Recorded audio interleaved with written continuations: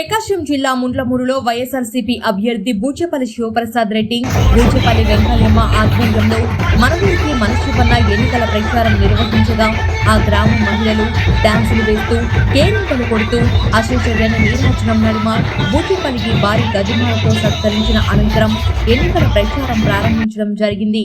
అనంతరం బూచేపల్లి శివప్రసాద్ రెడ్డి కుమార్తె వెంకయ్యమ్మ, సుబ్బారెడ్డి మనవరాలు నాయకులతో కలిసి గడప గడపకు వెళ్లి వచ్చే ఎన్నికలలో వైఎస్ఆర్ కాంగ్రెస్ పార్టీకి ఓటు వేసి మా నాన్నగారు బూచేపల్లి శివప్రసాద్ రెడ్డిని అత్యధిక మెజారిటీతో గెలిపించాలని ఎన్నికల ప్రచారం నిర్వహించడం జరిగింది.